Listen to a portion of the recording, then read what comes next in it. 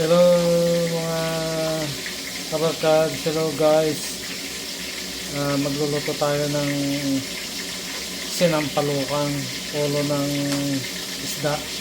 Yan po. Bago po natin lutuin ay ipiprito ko muna. Yan guys. Prito ko muna kasi mas masarap daw pag prito mo muna bago mo asiman. Yan, prito ko muna siya. Yan, at nakahanda na rin yung ating ricado. May sibuyas tayo at luya. At lalagyan natin ng kamatis at iba pang mga ricado. Yan guys, may tatlong ulo ng salmon. Kaya yan ang ano natin. Sasampalukan natin. Pero yung sampalok ay hindi yung natural na sampalok ang gagamitin. Yan mga idol, yung gagamitin natin. Meron tayong sinigang sa sampalok mix at gabi. Yan po yung gagamitin natin. At yan po yung ricado natin. Ito ko lang konti. Yan mga idol, habang hinihintay natin yung isda na maprito, pakuluan na natin yung ating sabaw para diretso na siya. Ayan. Habang prito natin. At syempre yung gulay natin, yan po yung gulay natin. At lalagyan po natin ng sitaw din, pero yung sitaw ko ano siya, frozen, kaya mamaya ko na siya ilalabas. Ayan, may isa pa akong piprito. Hindi pa tapos yung isa, kaya muna. Habang hinihintay natin yung pinakukuluan natin tama-tama, pag kumulo na yung sabaw, ilalagay ko na rin yung isda. Ayan. Subukan natin baliktarin. Ay!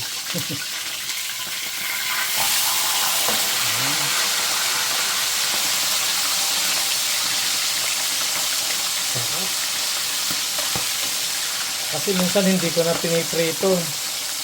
Pero may napanood ako, sabi nila mas masarap daw pag iprinito mo. Kaya try ko nga rin iprito bago ko siya asiman. Parang nakikita ko parang masarap nga. Yan guys, ihanda natin yung para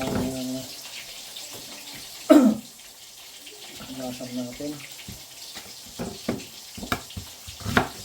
Kasi medyo siya kaya kailangan natin hugasan ng maigi yung gulay natin. Ayan.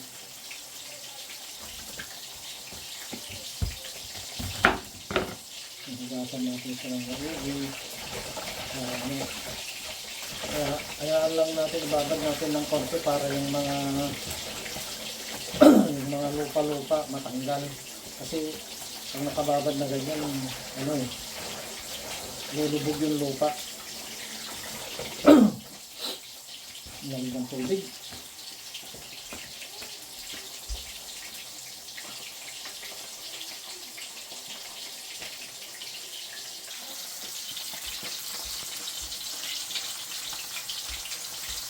Parang pwede na yung yung isda. Tanggalin na natin. Ayan, kulong-kulo na yung natin.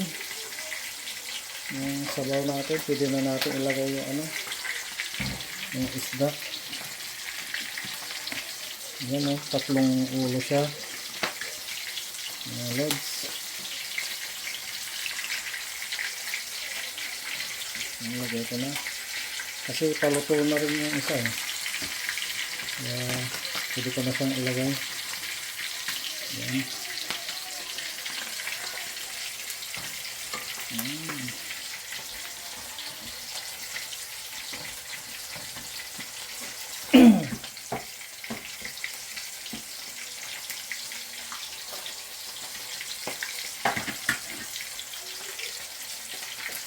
Pwede na rin to. Ganun na natin.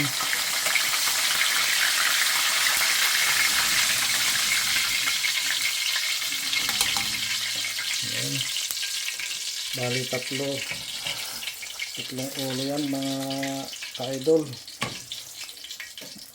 Yan. Pakukuluan lang natin siya. Tapos saka natin ilalagay yung ano natin, mga gulay natin. Yan, binabad ko muna yung mga gulay para malinis.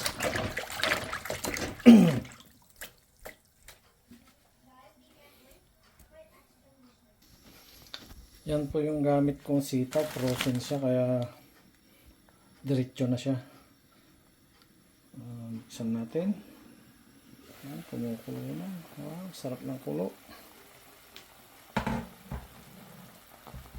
Lagyan natin yung sitaw natin. Beans natin, lagay natin.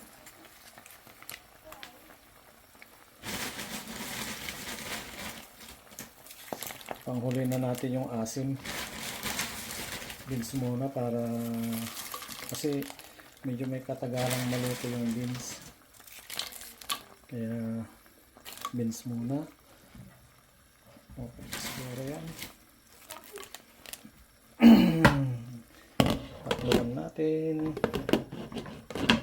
Yan. Hintayin natin maluto. Yan po. Habang hinihintay natin na maluto yung beans, pakuluan natin siya ng pakuluan para madaling maluto. Ayan, bago natin ilagay yung lahat ng gulay natin. Yan po yung gulay natin, hugas na siya, kaya ready na rin. Ilalagay na lang. Sarap ng gulay, sariwa. Oh. Bago natin lagay mga idol, yung sinigang natin, maya konti. Lutuin lang natin yung beans natin kasi mahirap lutuin pag sabi nila pag nilagay mo na yung yung pang-asim, mahirap daw maluto. Pero sa palagay ko okay lang naman, pero mas maganda ng sigurado. Di ba? Yan. Hi. What you want to ulam, Andre? Anong ulam gusto mo? I don't know. You don't know? You don't know what to eat? Your favorite? Sinigang. Oh, see, sabi ko sa iyo. So, I'm gonna cook sinigang today because my bisita kami. Yan si Mr. Andre. Busy sila. Say hi. Someone shot my base. Say hi, Mr. Andre. Hello. Shooting my At base. yan naman si Madam. Hi, Madam. Madam. Nice to see you. Madam. Snabera. Andre! Favorite niya kasi yung batang yon, anak ng kaibigan ko, ng sinigang. Basta pupunta dito yon, sabi niya, sinigang daw. So, nagsigang tayo ng ulo ng salmon. Yan, malapit na siya. Parang naamoy ko na, sarap ng amoy. Yan, ilalagay ko na yung panghuli ko yung yung gulay na patchoy kasi madali lang na maluto kahit na may asim na yan, maluluto yan. Buksan natin. Okay na siguro yung yung beans natin, kaya ilagay na natin yung asim. Yan mga ka-idol. Ilalagay na natin yung asim.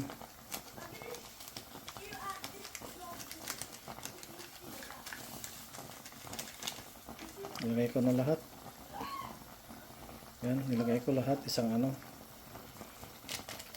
pakete ng sinigang sa sampalok mix sa gabi. Wow, sarap. Amoy na amoy. Grabe ang kulo, kung makikita nyo. Sarap ng kulo. Kulo pa lang, ulam na. Diba? Oh, makikita nyo. Kulo pa lang, ulam na siya. Saan natin? Ooh.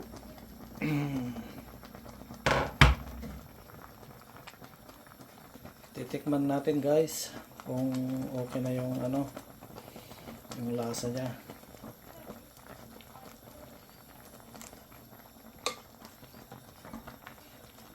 maasim at saka ano.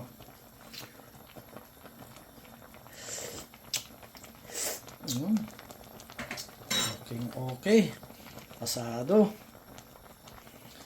Lagay ko na rin yung ano, patchoy. Lagay na natin. Ayan.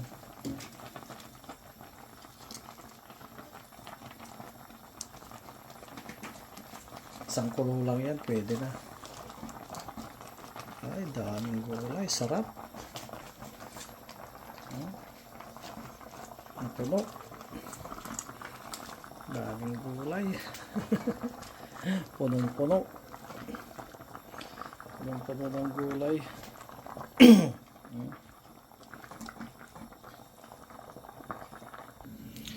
Tingnan natin guys yung gulay kung luto na.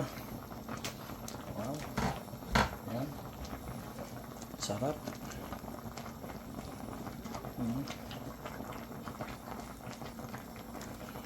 Okay guys, luto na siya.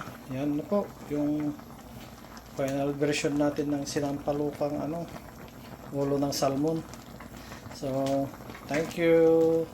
Thank you mga kabarkads. Thank you guys. Thank you mga idol. Yan po, maraming salamat. At sana hindi kayo magsawang manood sa mga video ina-upload po namin. Thank you. Bye-bye.